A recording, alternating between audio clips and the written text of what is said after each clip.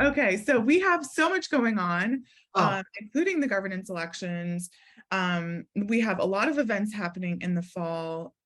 There's just an assortment of things for people to, for our members, for outside, for undergraduate research community to be involved in. mhm. So why don't you start and reminding us of some of these upcoming deadlines that are just happening in the fall? Well, yes, I would love to do that because there is so much going on. You just have to be careful to grab them and put them on your calendar.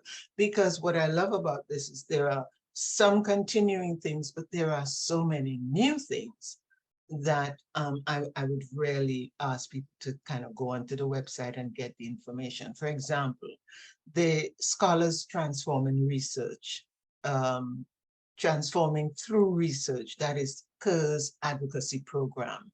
I mean, I am excited for this new program and the spring symposium, which will happen in April.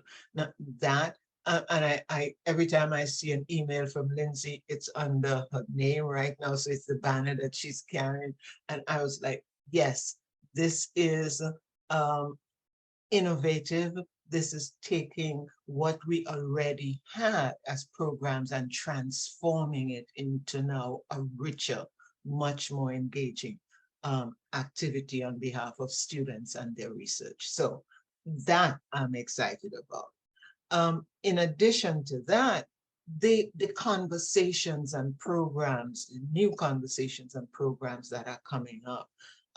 The latest publication, Confronting Failure, and the authors are now being invited and the editors to come into the conversation series. The conversation series, here again, a place for meeting people. It's, you know, talking about new ideas, new issues that are current. But this one is, well, just confronting failure. In other words, it shows up in our lives. And how do we do this, especially as we apply it to undergraduate students that we work with?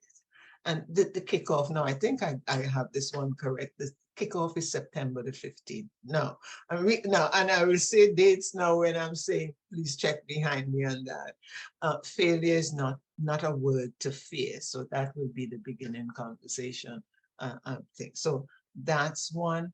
Then the other one is centering DEI practical tools for sustaining transformative racial equity in URP. So that's, here is another one. It's an online intensive that you must register for. So that's also coming up. So here we are with the conversations, and then this input now for us to be able to say, okay, let's look again at Kerr and DEI. What does that mean? Because DEI is one of our central committees, working committees. And of course, it's not only the responsibility of the central committee, but everybody's business to demonstrate a balance of diversity, equity, and inclusion, and all the other aspects of it. So those are like the new things spotlighting that we can use, some of them, not all of them, that we can spotlight for participation. But then there is, we need to like think ahead to NCA 2023. Here we are talking about a whole other I year. know, I know. uh, which is being hosted by University of Wisconsin, Eau Claire. And I think they're going to be opening abstract submissions on October 1. So in other words, as we look to, yes, we have a date in 2023, but all the steps that need to happen towards getting that. So check back on the website, check again, work with your students so that you can have them ready with their work for NCUR. And with NCUR, the most exciting NCUR, no disrespect to anybody else, was my participation in NCUR in Kentucky, I think. I was so impressed. It What was year was some. that? Oh, okay. We're not, okay. We don't have to say the year. No. uh, I, I can stop and count back. I can count back and get back to you on that one. But what I was interested in there was hundreds of students doing posters, but to go to some of the sessions for the arts and humanities, which Mhm. so different areas that we often um, don't get to see performances. The pianists and musicians and so for me, NCA is about students across the divisions, but also the fan sessions for faculty who accompany students to NCA. Again, an opportunity for faculty to get together for Mhm. conversations around topics. So NCA for me is always pretty exciting. Then the big one, Connect UR 2023. So that too is on the move, and we have an advisory group working with that.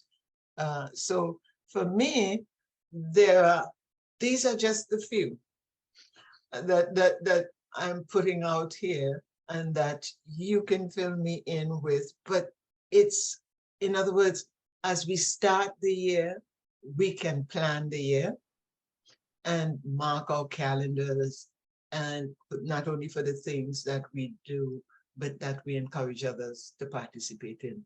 So I'm excited about the year. Uh, Yeah.